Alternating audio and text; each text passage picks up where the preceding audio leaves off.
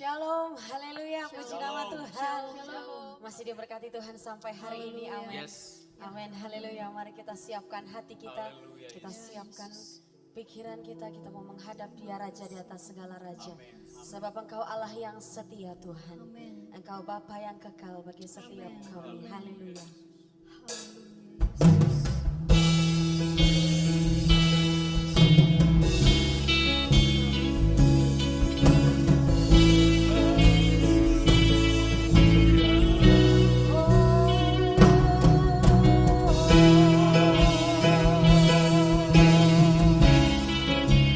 Sembah Kau Bapa, sembah Kau ya Yesus.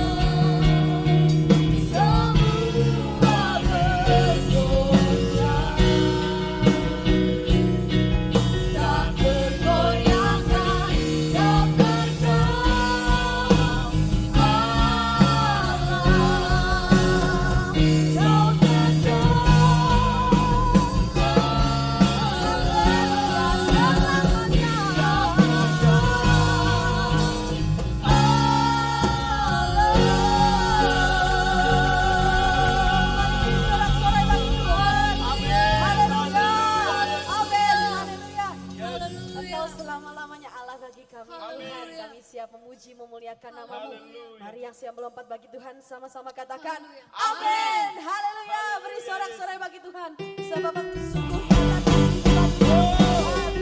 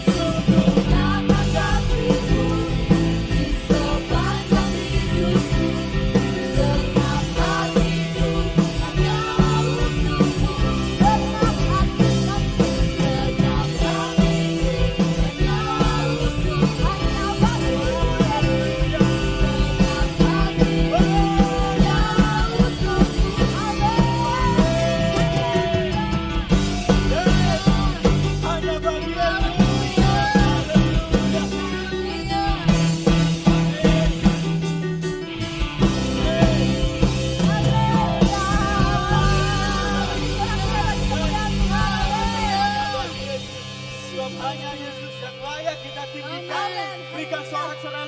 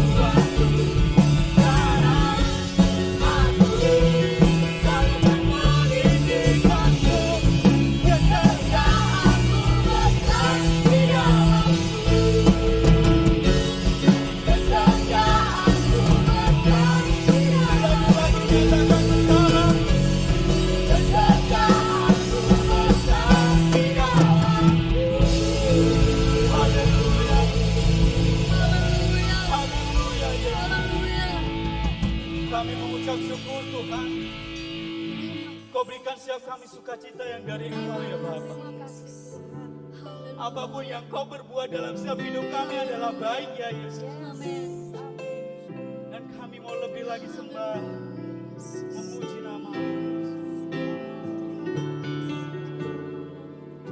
Dalam segala perkara Tuhan punya rencana yang lebih besar dari semua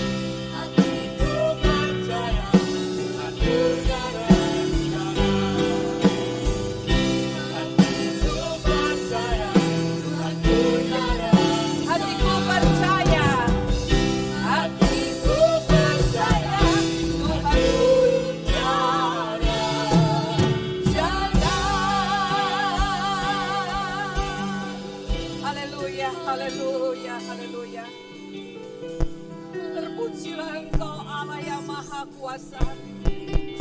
Terpujilah Allah yang Maha Besar. Terpujilah Allah yang Maha Mulia. Kami bersyukur kepadamu ya Tuhan. Oh Roh Kudus, Roh Kudus. Kuatkanlah kami ya Roh Kudus.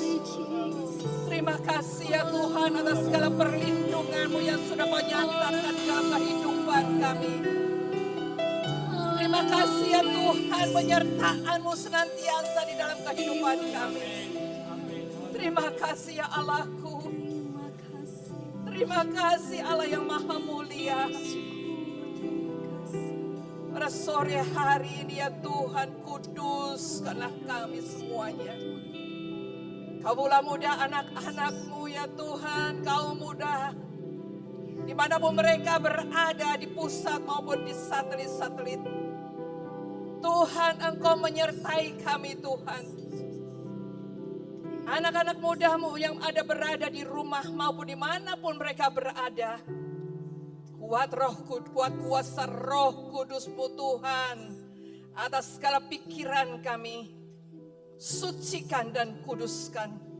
Sehingga kami benar-benar mengerti Tuhan apa yang Kau kehendaki di dalam kehidupan kami. Terima kasih ya Bapa buat kesempatan yang baik. Kami boleh berkumpul Tuhan dimanapun kami berada di antara keluarga-keluarga. Untuk mendengarkan firman Tuhan. Berkati hamba-Mu ya Tuhan. Sembunyikan hamba-Mu di balik salib-Mu. Dan biarlah nyata benar kemuliaan-Mu Tuhan pada sore hari ini. Terima kasih Bapa. Terima kasih ya Tuhan. Terima kasih. Haleluya. Kami siap untuk mendengarkan firman Allah. Firman yang berkuasa bagi kehidupan kami. Haleluya. Amin. Selamat sore kaula muda dimanapun kalian berada. Senang pada sore hari ini kita bisa bersama-sama. Apa kabar? Keadaan masih belum aman di Surabaya. Tetapi inilah situasi yang sedang terjadi pada saat ini. Baru pertama kali kita semua mengalami hal yang seperti ini. Bencana ini terjadi adalah bencana yang dialami oleh dunia. Dan dampak daripada bencana ini luar biasa. Nah teman-teman, pada sore hari ini, sepanjang hari tadi kami sudah mendengarkan firman Allah dengan tema yang diberikan adalah tabah atau mudah menyerah. Tetapi sore hari ini, saya mengambil satu tema yang luar biasa. Saya mengajak kalian kaum muda, engkau mau berjuang, strive. Engkau mau berjuang. Berjuang untuk apa? Berjuang untuk menyelamatkan dunia ini. Dan saya mengambil ayat tema dari 2 Tesalonika ayat yang pertama, pasalnya yang pertama ayat yang ke-12. Saya akan membaca bersama-sama dengan saudara-saudara di rumah. Pasal 2 Tesalonika, pasal 1 ayatnya yang ke-12. Setiap orang akan memuji nama Tuhan Yesus Kristus. Karena hasil-hasil yang mereka lihat dalam diri saudara. Nah saudara-saudara, setiap orang akan memuji Tuhan. Karena dampak yang hebat yang mereka lihat ada di dalam diri saudara. Dan firman Allah akan dibentangkan di dalam 2 Tesalonika pasalnya yang pertama ayatnya saya mengambil WPDA hari ini ayat 7 sampai 12 tetapi saya mengambilnya dari ayat yang ketiga. Bagaimana Paulus membahas mengenai kalimat yang berkata seperti ini, memuliakan Tuhan. Dan itu adalah tujuan utama kita sebagai orang-orang yang percaya kepada Tuhan. Paulus mengajarkan kepada kita bahwa memuliakan Tuhan dapat diwujudkan melalui 3 hal. Yang pertama adalah mengucap syukur atas doa-doa yang sudah dijawab. Dan yang kedua, bermegah atas apa yang Tuhan sudah lakukan bagi kehidupan kita dan bagi kehidupan saudara-saudara. Dan yang ketiga, ayo marilah kita berjuang mempertahankan iman dengan menyatakan kebenaran. Kita berbuat baik dengan sungguh-sungguh. Yang pertama, mengucap syukur atas doa-doa yang dijawab. Mari kita akan membacanya di ayat yang ketiga. Pasalnya yang pertama dari 2 Tesalonika. Saudara-saudara sekalian, saya mengambil dari firman Allah yang hidup. Saudara-saudara sekalian yang saya kasihi, kami patut mengucap syukur kepada Allah karena saudara. Bahkan kami wajib berbuat demikian karena iman saudara tumbuh dengan sangat mengherankan. Dan kasih saudara seorang kepada yang lain makin membesar. Kalau di dalam terjemahan baru dikatakan kami wajib selalu mengucap syukur kepada Allah karena kamu saudara-saudara. Dan memanglah patut demikian. Karena imanmu makin bertambah dan kasihmu seorang akan yang lain makin kuat di dalam kamu. Nah, saudara-saudara kawula muda, di surat yang pertama, Paulus telah mengajarkan kepada jemaat di Tesalonika dan ini menjadi dasar daripada ayat yang ketiga yang sudah kita baca itu tadi. Paulus mengajarkan kepada jemaat di Tesalonika agar senantiasa mengucap syukur.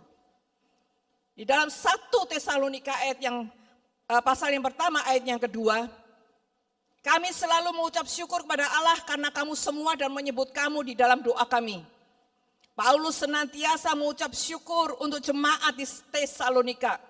Lalu di dalam pasal yang ketiga ayat yang ke-9, dan karena itulah kami tidak putus-putusnya. Kami itu adalah Paulus dan Timotius dan Silwanus.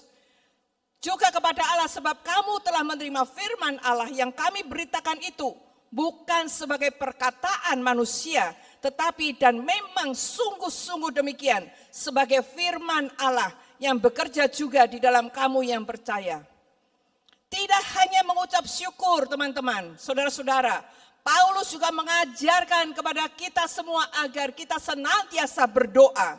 Berdoa dengan tidak jemu-jemu. Marilah kita membaca 1 Tesalonika 3 ayatnya yang ke-10 dan yang ke-12. Paulus berdoa tak jemu-jemu. Supaya apa? Supaya iman jemaat Tesalonika menjadi bertambah. Siang malam kami mohon kepada Tuhan dengan sepenuh hati. Supaya kami dapat berjumpa sendiri dengan kalian. Untuk melengkapi apa yang kalian perlukan. Untuk percaya kepada Kristus sebagaimana mestinya. Lalu di ayat yang ke-12. Paulus berdoa supaya Tuhan menjadikan kasih jemaat Tesalonika menjadi bertambah-tambah dan berkelimpahan seorang terhadap yang lain.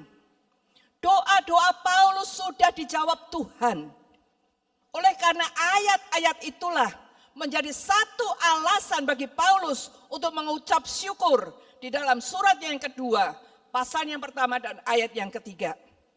Iman jemaat di Tesalonika telah begitu bertumbuh, bahkan melebihi apa yang dipikirkan oleh Paulus. Tuhan tidak hanya menambahkan iman bagi jemaat di Tesalonika pada waktu itu, tetapi juga kasih mereka. Ada pertumbuhan iman dan kasih di dalam jemaat Tesalonika. Dan di dalam 2 Tesalonika pasal yang pertama ayat yang ketiga yang kita baca tadi adalah merupakan ungkapan bahagia Paulus. Ya, Paulus pada mulanya berdoa untuk memohon doanya, mengucap syukur bagi jemaatnya di Tesalonika yang telah dia dirikan. Ya, dan ia bahagia karena doanya sudah dijawab Tuhan. Bahkan melebihi daripada harapannya sendiri. Nah, saudara-saudara, Paulus Paulus benar-benar merasakan buah pelayanannya yang bertumbuh. Oleh karena itu dikatakan ada kata wajib di ayat yang ketiga itu. Kata wajib itu di dalam bahasa Yunaninya memiliki asal usul kata yang berasal daripada kata utang. Kalau diterjemahkan dalam bahasa Indonesia. Nah, seseorang yang memiliki utang tentunya tidak mungkin kita tidak akan membayar utang itu. Paulus berutang ucapan syukur kepada Tuhan yang memberikan pertumbuhan bagi jemaat di Tesalonika. Dan tekanan yang lain di dalam ayat itu tadi ada kalimat yang mengatakan memang patutlah demikian. Nah, di dalam teks Yunaninya diartikan memang itu sudah pantas, sudah sepantasnya. Nah, teman-teman, saudara-saudara, karena doa-doa ini sudah dijawab oleh Tuhan, Paulus bukan hanya merasa berhutang kepada Tuhan, lalu terpaksa melunasi hutangnya, tetapi ia mengucap syukur itu dengan sukarela, karena memang haruslah sedemikian. Nah, di dalam hal ini, apa yang telah diajarkan oleh Paulus kepada kita? Bagaimana dengan kita? Apakah di dalam kesulitan yang ada pada saat ini, di dalam kehidupan ini, kita masih bisa mengucap syukur? Masihkah kita bisa berdoa kepada Tuhan dan mengucap syukur? Apapun yang kita rasakan berat, tidak ada alasan untuk kita tidak mengucap syukur. Dan mengucap syukur itulah cara kita untuk memuliakan Tuhan. Karena apa yang sudah ada di dalam kehidupan kita, saudara-saudara, patutlah kita senantiasa mengucap syukur. Kalau kita sudah merasa bahwa kita ini adalah orang-orang percaya. Kita adalah orang-orang yang sudah dipanggil. Kita adalah orang-orang yang sudah diselamatkan. Diselamatkan oleh nyawanya sendiri. Di atas kayu salib dia menderita untuk kita. Untuk menanggung semua hukuman dosa yang selayaknya kita yang menanggungnya. Tetapi Tuhan Yesus sudah menanggungnya di atas kayu salib. Apakah itu bukan layak ucapan syukur yang senantiasa harus setiap saat, setiap hari kita ucapkan kepada Tuhan. Lalu marilah kita flashback pada waktu kita dilahirkan sampai hari ini. Doa-doa apakah yang belum dijawab Tuhan? Mungkin memang ada doa-doa kita yang belum dijawab Tuhan. Tetapi berapa banyak doa yang sudah dinyatakan di dalam kehidupan kita. Seharusnya itulah memang demikian, kita harus mengucap syukur. Kita wajib mengucap syukur. Oleh karena itu berdoalah senantiasa. Berdoalah senantiasa. Bagi kehidupanmu maupun berdoa bagi orang-orang yang belum percaya kepada Tuhan. Itu merupakan bagian kehidupan kita. Sebagai orang-orang percaya, Tuhan tidak begitu saja menyelamatkan kita. Teman-teman, saudara-saudara, anak-anak muda. Selalu ada rencana yang indah yang Tuhan inginkan untuk kita lakukan di dalam kehidupan kita. Mengucap syukur. Dan yang kedua, bermegah atas apa yang Tuhan sudah lakukan. Ayat yang keempat, sehingga dalam jemaat-jemaat Allah kami sendiri bermegah tentang kamu karena ketabahanmu dan imanmu dalam segala penganiayaan dan penindasan yang kamu derita. Kapan kita bisa bermegah atas apa yang Tuhan sudah lakukan di dalam kehidupan kita? Kata ketabahan di sini lebih tepat apabila itu diterjemahkan dengan bertahan. Oleh karena itu saya mengambil tema berjuang.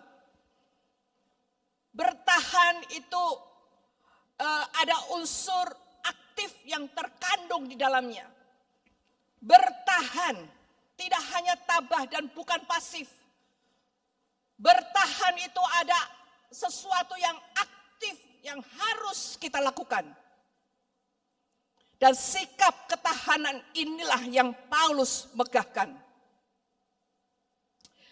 Inilah jemaat Allah yang dimegahkan oleh Paulus. Jemaat di Tesalonika, luar biasa.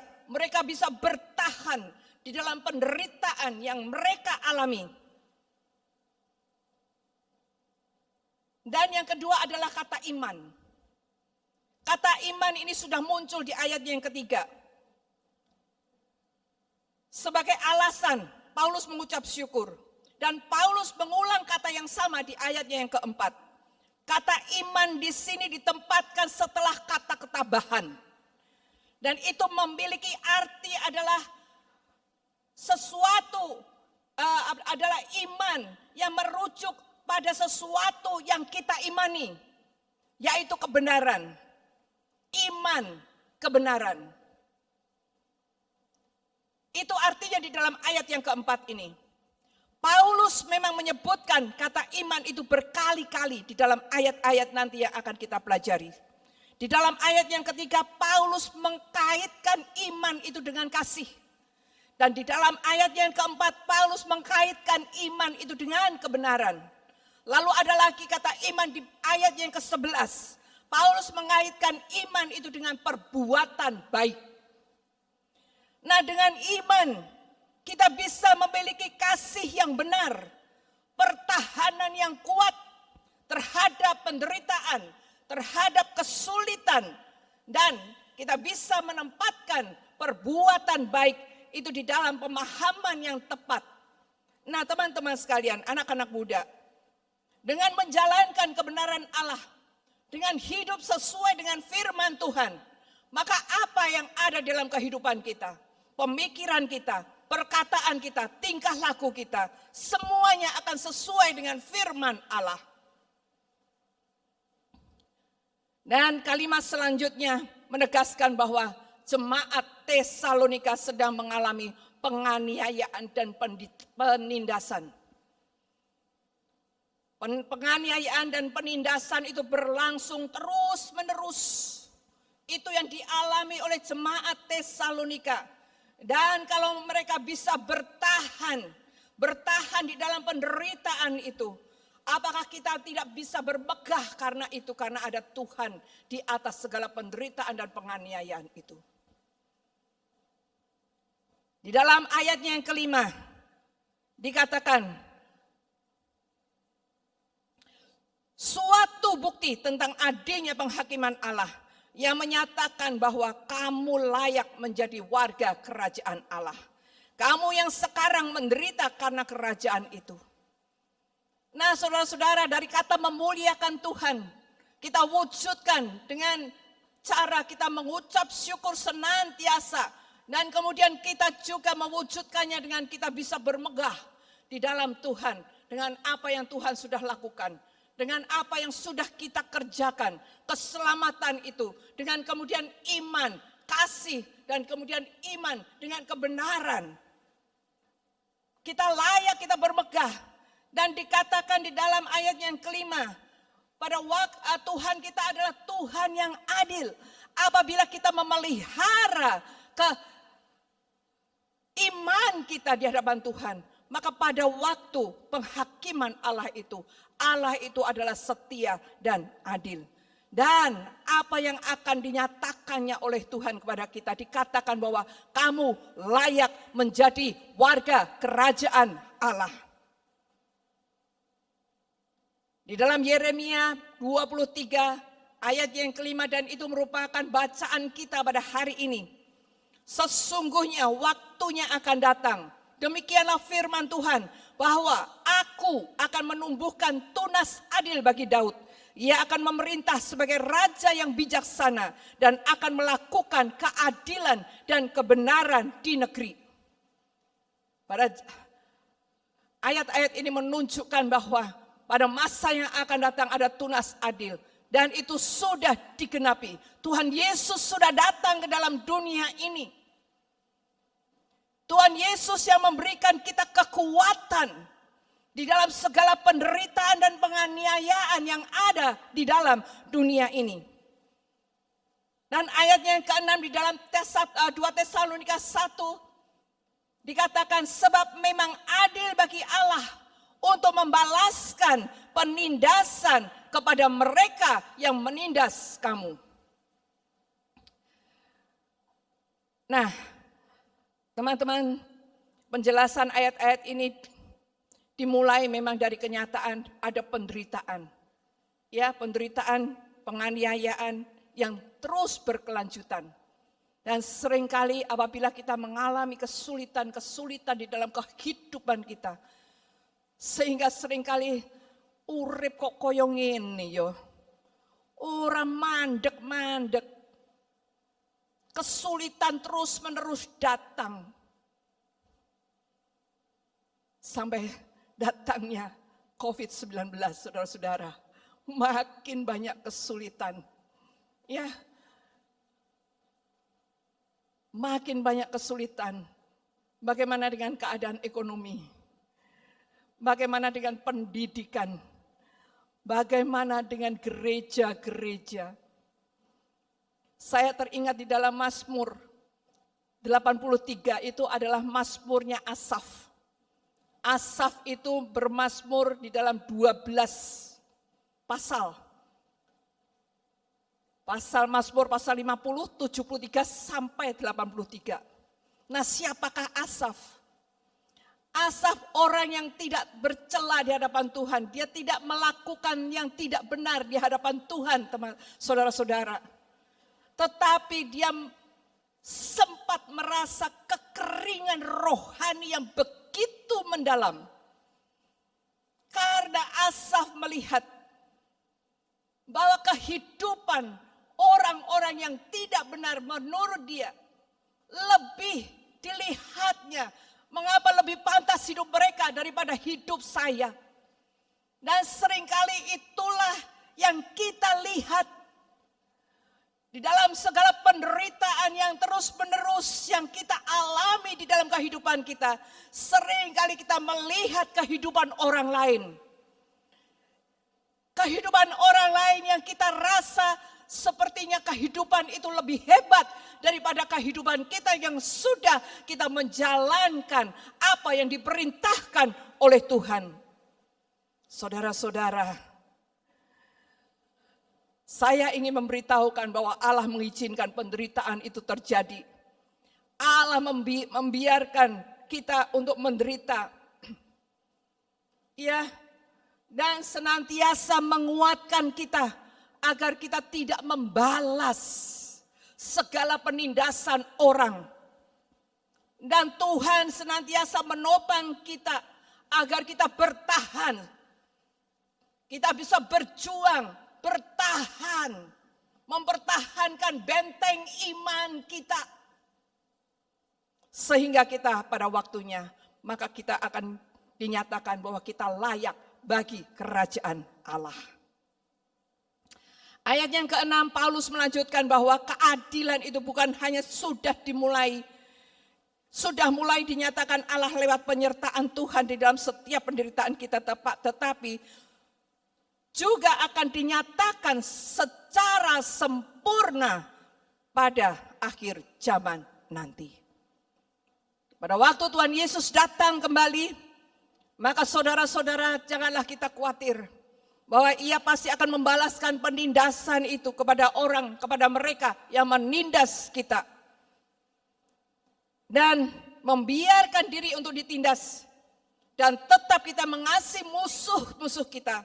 Berarti kita memberikan ruang bagi Allah untuk menyatakan keadilannya. Nah, di ayat selanjutnya, ayat yang ke-7, ada yang menarik di situ. Dan untuk memberikan kelegaan kepada kamu yang ditindas, dan juga kepada kami pada waktu Tuhan Yesus dari dalam sorga menyatakan dirinya bersama-sama dengan malaikat-malaikatnya, dalam kuasanya, di dalam api yang bernyala-nyala. Kuasa Allah itu di dalam bentuk api yang bernyala-nyala. dan mengadakan pembalasan terhadap mereka yang tidak mau mengenal Allah dan tidak mentaati Injil Yesus Tuhan kita. Nah, saudara-saudara, ini adalah nasihat Paulus untuk jemaatnya di Tesalonika. Bukan hanya untuk mereka, tetapi untuk kita semua. Penerjemah LAI di dalam terjemahan baru memilih kata kelegaan. Ya, tetapi di dalam bahasa Yunaninya itu berarti istirahat. Kita yang tadinya terus-menerus ada di dalam penderitaan, ada di dalam penindasan, kita akan diberikan istirahat penuh oleh Tuhan. Memang sekarang kehidupan kita mengalami banyak kesulitan-kesulitan. Tetapi pada satu saat apabila kita bertahan, kita bisa mempertahankan iman kita.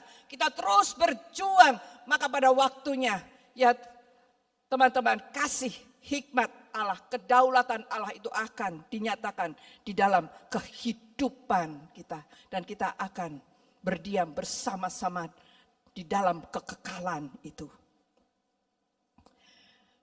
Dan di ayatnya yang ke-9 dan ke-10, mereka ini akan menjalani hukuman kebinasaan selama-lamanya. Mereka yang tidak mentaati Injil, mereka yang tidak mau mentaati perintah-perintah Tuhan, mereka ini akan menjalani hukuman kebinasaan selama-lamanya. Dan dijauhkan dari hadirat Tuhan dan dari kemuliaan kekuatannya.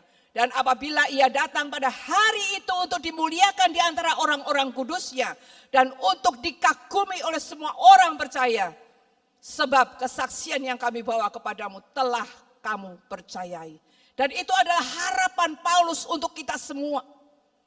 Bahwa kita akan membawa kesaksian itu dari dalam kehidupan kita. Kebinasaan itu hanya bagi orang-orang yang tidak mau menerima Injil dan orang-orang yang tidak mau percaya kepada Tuhan. Dan sebagai orang yang sudah diselamatkan, apakah kita rela? Ada banyak di antara kita, di sekeliling kita, di antara kita banyak orang binasa. Itu adalah pertanyaan saya. Kalau kita dikatakan bahwa kita hidup, kita akan menjadi saksi Tuhan. Kita bisa bermegah karena hidup kita taat kepada Tuhan. Lalu bagaimana dengan orang-orang yang ada di sekeliling kita, yang mereka akan mengalami kebinasaan itu? Apakah itu tidak menjadi pemikiran kita, hai anak-anak muda? Hidup masih panjang di dalam dunia ini. Mungkin hidup saya masih 10 tahun, 20 tahun saya tidak tahu. Tetapi hidupmu masih 50 tahun, 40 tahun ke depan. Dan kita semua tidak tahu apa yang akan kita alami di tahun-tahun yang ke depan itu. Tetapi ayat-ayat firman Tuhan pada hari ini kita sudah dengarkan dengan baik-baik. Ada penderitaan, ada penganiayaan. Zamannya Tesalonika dan zaman saat ini. Mereka penderitaan penganiayaannya karena mereka berada di lingkungan orang-orang yang tidak percaya yang begitu dahsyat mengintimidasi mereka. Dan kita hidup pada zaman ini. Apa yang menjadi intimidasi kita, keadaan dunia ini, bagaimana dengan teknologi? Bagaimana dengan keadaan pada saat ini? Bagaimana dengan pendidikan? Bagaimana dengan seni budaya dan lain-lain macam-macam? Sudahkah kita melihat bahwa semua terbuka di hadapan kita? Sudah. Apa sih yang tidak bisa kita dapatkan dalam satu tombol? Satu ceklik. Saudara-saudara, kita bisa dapatkan apa saja pada saat ini. Yang pada zaman saya dulu gitu ya. 20 tahun yang lalu, 30 tahun yang lalu. Saudara-saudara, kalau 30 tahun yang lalu saya sudah menikah. Barangkali 50 tahun yang lalu saja. Televisi itu tidak ada di rumah saya. Saya nggak punya televisi. Yang ada cuma radio. Yang cuma bisa mendengarkan radio. Televisi itu pada saat zaman saya masih kecil itu hanya untuk orang-orang yang berada saja. Hitam dan putih. Tetapi bagaimana dengan sekarang? zaman cucu-cucu saya. Usia 5 tahun dia sudah bisa pegang handphone dan dia bisa cari YouTube dengan games yang dia sukai. Nah, itu menjadi luar biasa.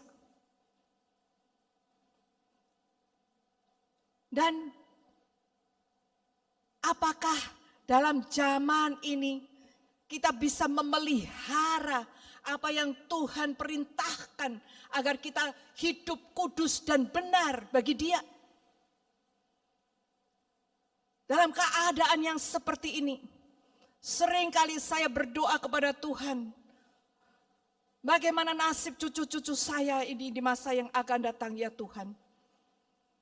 Dan pada zaman saat ini saya masih bisa memberikan kata-kata firman Allah setiap hari kepada keluarga-keluarga anak-anak saya. Tetapi bagaimana pada zaman nanti? Dan saya selalu berdoa agar kepala-kepala keluarga benar-benar memahami apa maksud Tuhan. Hingga pada saat ini saja, COVID-19 ada dan hadir di dalam dunia. Bagaimana dengan pemerintahan-pemerintahan yang ada? Bagaimana dengan penguasa-penguasa? Semua orang berlomba-lomba untuk menghasilkan kepentingan diri sendiri itu ada dan besar. Dan bagaimana keadaan ekonomi pada saat ini? Banyak orang yang sudah dirumahkan. Ya, banyak usaha-usaha yang tinggal 30% penghasilannya. Nah, marilah kita memahami bahwa ada kesulitan-kesulitan yang kita hadapi pada zaman-zaman ini. Kalau kita tidak berjuang, strive, kalau kita tidak bertahan, maka saudara-saudara, anak-anak muda, maka engkau akan tertinggal di dalam kesesakan. Oleh karena itu marilah kita bersama-sama, kita berjuang, perjuangan kita. Kita mempertahankan iman. Setiap orang akan memuji nama Tuhan Yesus Kristus karena kita. Karena ada dampak yang kita berikan. Yang dampak yang kelihatan bagi orang-orang yang ada di sekeliling kita. Sebagai ayat-ayat yang terakhir, saya akan membaca Efesus pasal yang ke-6 ayat 10 sampai 18. Hendaklah kamu kuat di dalam Tuhan, di dalam kekuatan kuasanya. Pakailah perlengkapan senjata Allah untuk bertahan melawan tipu muslihat iblis. Perjuangan kita bukanlah melawan darah dan daging, tetapi melawan pemerintah-pemerintah, penguasa-penguasa, penghulu-penghulu dunia yang gelap, melawan roh-roh jahat di udara. Oleh karena itu ambillah perlengkapan senjata Allah.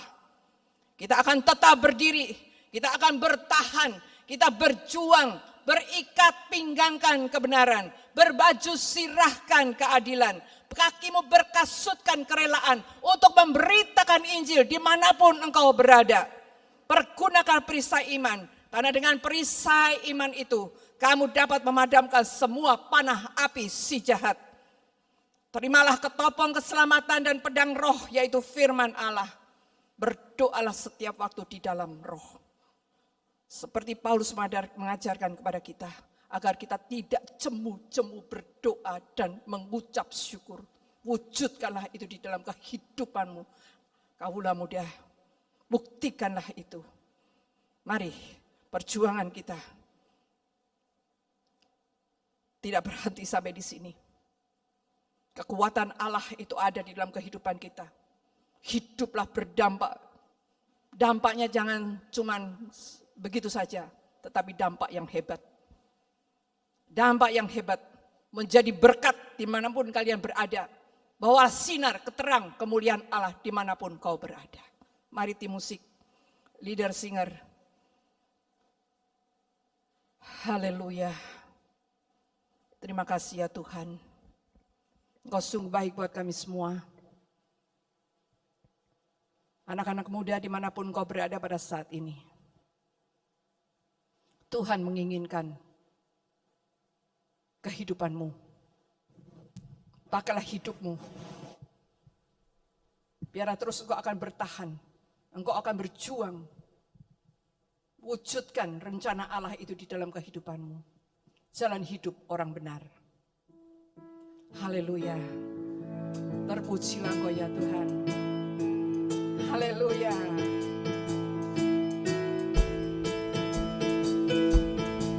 Amin. Haleluya. Jalan hidup orang benar diterangi oleh cahaya firman Tuhan. Jalan hidup orang benar semakin terang hingga remang tengah hari. Apabila dia jatuh, tidak lagi tiada sampai tergetar.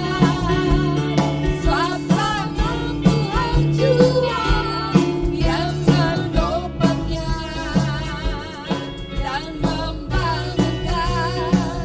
dia kembali. Terima kasih ya Tuhan. Terima kasih ya Bapa. Terima kasih buat firman-Mu. Engkau memberkati semua anak-anak muda yang sudah mendengarkan firman Allah pada sore hari ini. Terpujilah Engkau ya Tuhan. Penyertaan-Mu kepada mereka ya Tuhan. Kekuatan-Mu pada mereka ya Tuhan. Sehingga mereka terus mau berjuang, bertahan di dalam kesulitan-kesulitan yang ada pada saat ini Allah. Dan biarlah nama-Mu dimuliakan. Dan biarlah terang kemuliaan-Mu bersinar di antara mereka, di dalam kehidupan mereka. Untuk Engkau Tuhan, untuk orang-orang yang ada di sekelilingnya, untuk keluarganya Tuhan, dan untuk bangsa dan negara ini. Terima kasih Bapa, hamba-Mu sudah selesai menyampaikan firman-Mu Tuhan. Tetapi Roh Kudus bekerjalah di dalam setiap hati orang yang mendengarkan firman Allah pada sore hari ini. Di dalam nama Tuhan Yesus, hamba-Mu berdoa. Amin.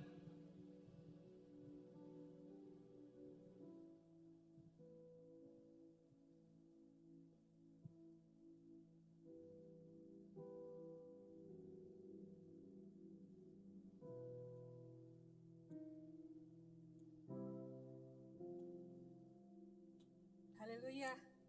Shalom untuk rekan-rekan semua, Eleven DJ maupun Alive.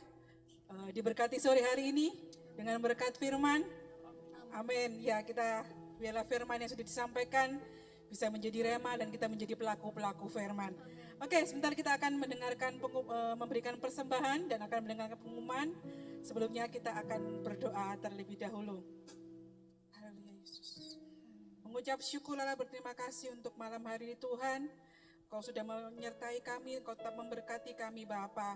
Terima kasih buat firman yang sudah disampaikan buat kami Tuhan. Biarlah kami anak-anak muda-Mu, biarlah kami boleh menjadi pelaku-pelaku firman-Mu Tuhan. Terima kasih juga buat Pendeta Wiwik yang sudah menyampaikan firman-Mu.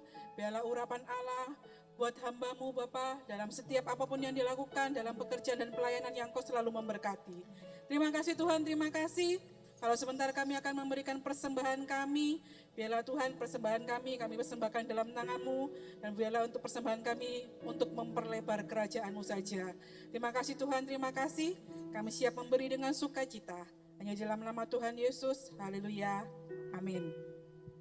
Oke, rekan-rekan semuanya, persembahan dapat diberikan melalui transfer, bisa melalui transfer ke rekening gereja kita dengan rekening yang terlampir atau QR Code di OVO, Dana, ShopeePay atau GoPay. Pengumuman untuk kegiatan gereja selama seminggu ke depan, hari Jumat kita akan kembali melakukan doa malam bersama secara live streaming. Kita akan berdoa syafaat, kita tetap akan bersama dengan gereja GSIA di Indonesia. Kita akan berdoa buat bangsa dan negara kita. Hari Jumat jam 7 malam. Kegiatan gereja kita ada program baru. program House Family bersama dengan Bapak Gembala kita, Bapak Teguh Kurniawan. Mari teman-teman kita bergabung di HF ini. Teman-teman yang mungkin belum ber-HF secara online, mari yuk kita dengan kelompok kami masing-masing kalian yang punya, yuk kami undang untuk kita sama-sama mengikuti HF ini. Gereja memfasilitasi dengan program ini. Di sini kita akan mendengarkan pesan gembala. Kita bisa mendengarkan kesaksian-kesaksian dari sidang jemaat yang ada dan kita akan menaikkan pokok-pokok doa kita di sana. Mari teman-teman kita bergabung di House Family bersama Bapak Gembala setiap Sabtu jam 7 malam. Minggu depan, tema kita tentang antusias vs apatis akan seperti biasa tetap dengan 3 kali ibadah umum jam 8 pagi, ibadah sekolah minggu jam 10 pagi, dan youth service jam 5 sore, semuanya secara live streaming. Minggu depan merupakan minggu pertama di bulan Agustus, kita akan mengadakan perjamuan kudus di ibadah yang pertama, maka sidang jemaat diharapkan untuk bisa mengikutinya. Roti dan anggur akan dibagikan melalui ketua-ketua kelompok yang ada, ketua wilayah ataupun ketua rayon. Mungkin kalau memang sampai tanggal 31 Juli rekan-rekan belum mendapatkannya, bisa mengambilnya di kantor gereja. Komisi Live tetap mengadakan acara Praise and Worship live on Instagram hari Selasa jam 7 malam dengan tema Iman yang Memindahkan Gunung. Mari teman-teman bergabung bersama-sama. Telah tersedia juga warta gereja edisi digital bagi teman-teman atau sedang jemaat yang belum menerima, bisa menghubungi nomor WA yang tertera di medsos GSIA Ebenezer. Departemen Sosial gereja kita memberikan kesempatan bagi Bapak dan Ibu serta saudara-saudara sekalian untuk membantu saudara-saudara kita yang mengalami kesulitan ekonomi sehubungan dengan pandemi COVID-19 dengan cara berdonasi ke rekening gereja kita. Berikut yang sudah kita berikan.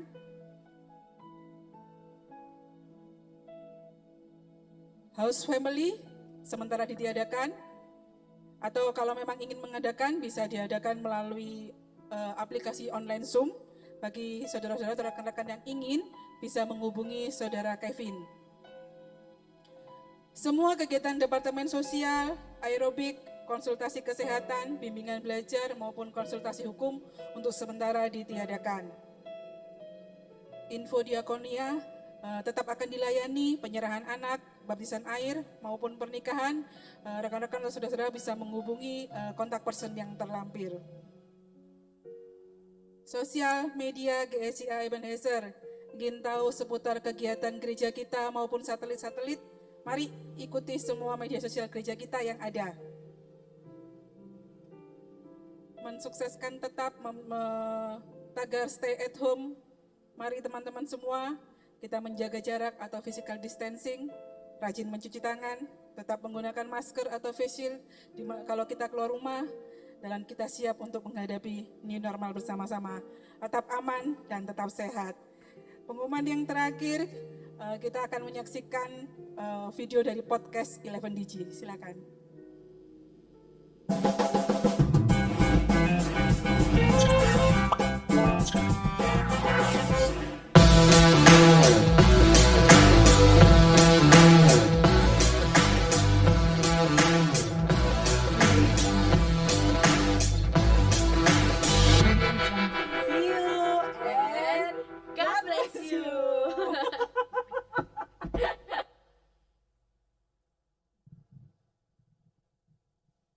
Luar biasa. Shalom, Lifers, Edges. Malam hari ini sekali lagi Tuhan mengingatkan kepada kita. Waktu kita diberi Tuhan waktu banyak, apa yang kita lakukan? Waktu Tuhan memberikan segala keterbatasan, kita mau melakukan sesuatu tidak bisa. Apa yang Bapak Ibu lakukan? Apa yang saudara lakukan? Bapak Ibu sadar atau tidak kita sadari, sebenarnya Tuhan sedang melatih kita. Ya. Kok bisa? Ya, lihat ayat ini. Adapun Allah jalannya sempurna. Janji Tuhan itu murni. Ia menjadi perisai bagi semua orang yang berlindung kepadanya. Ia yang mengikat pinggangku dengan keperkasaan, membuat jalanku rata. Ia yang membuat kakiku seperti kaki rusa, membuat aku berdiri di bukit. Ia yang mengajar tanganku untuk berperang, sehingga lenganku dapat melenturkan busur tembaga. Kau berikan kepadaku perisai keselamatanmu. Tangan kananmu menyokong aku, kemurahanmu membuat aku besar. Situasi sekarang ini tidak akan membuat kita remuk, hancur, luluh, tetapi membuat kita semakin besar. Amin. Itu adalah janji Tuhan kepada setiap kita yang mau, yang dekat, yang terus berharap kepada Tuhan. Tuhan Yesus memberkati. Sebelum kita akan mengakhiri, sekali lagi saya ingin semua semangat ya. Hari ini hari yang dijadikan Tuhan. Jadi jangan pernah berpikir kenapa kita harus mengalami seperti ini. Kok pada zaman saya seperti ini? Percayalah, tidak ada sesuatu yang kebetulan kalau kita menghadapi semuanya ini.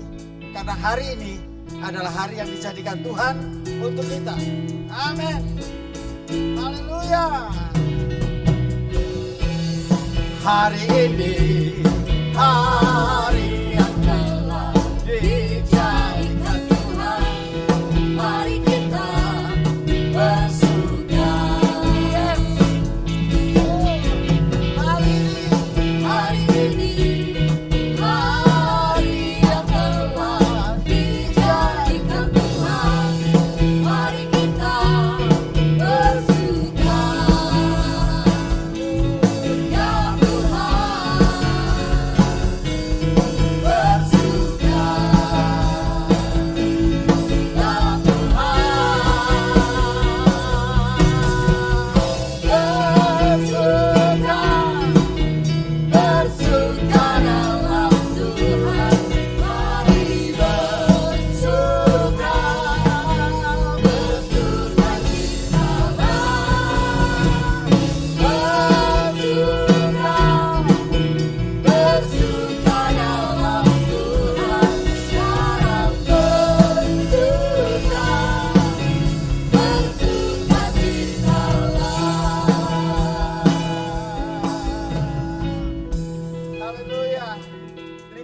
Ya Bapa, biar firman Tuhan menolong kami, bahwa hidup ini kami tidak boleh kalah, kami tidak boleh lemah, kami harus tetap bersemangat di dalam Tuhan, bersuka cita, karena ada Allah yang beserta dengan kita.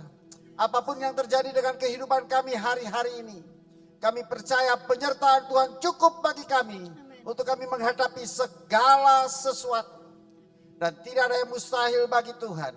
Waktu Tuhan beserta dengan kita, maka kemenangan ada di pihak kita. Bersukacitalah senantiasa, tetaplah berdoa, mengucap syukurlah dalam segala hal, sebab itulah yang dikehendaki Allah di dalam Kristus Yesus bagi kamu. Jangan padamkan roh dan jangan anggap rendah nubuat. Ujilah segala sesuatu, peganglah yang baik. Semoga Allah damai sejahtera menguduskan kamu seluruhnya. Dan semoga roh, jiwa, dan tubuhmu terpelihara sempurna. Dengan tidak bercacat pada kedatangan Tuhan Yesus Kristus, Tuhan kita. Mari kita angkat tangan kita di hadapan Tuhan. Masalah kita adalah masalah biasa, yang tidak akan melebihi kemampuan kita menanggung. Pada saat kita betul-betul seperti tidak sanggup, maka disitulah kita akan melihat sebenarnya Tuhan sedang menggendong setiap kita. Dia mengangkat kita dan membawa kita terus naik, terus maju, dan tidak pernah mundur. Dan percayalah bahwa kasih Tuhan, kuasa Tuhan masih tetap berlaku dalam kehidupan kita. dan tidak akan pernah berlalu dari hidup kita. Tuhan memberkati sidang jemaat, Tuhan melindungi sidang jemaat. Dengan wajahnya dia menyinari kita dan memberikan kasih karunia. Dan dengan wajahnya dia menghadapkan kepada kita damai sejahtera. Hari ini sampai Tuhan Yesus datang kembali. Yang diberkati Tuhan, mari sama-sama katakan amin. Bersuka, bersuka dalam Tuhan. Haleluya. Bersuka, bersuka dalam Tuhan. Mari bersuka, bersuka cita. Bersuka, haleluya. Bersuka dalam Tuhan. Sekarang bersuka, sekarang bersuka, dalam bersuka, bersuka, bersuka citalah. Haleluya, haleluya. Tetap semangat dan sampai ketemu di live streaming berikut. Tuhan Yesus memberkati.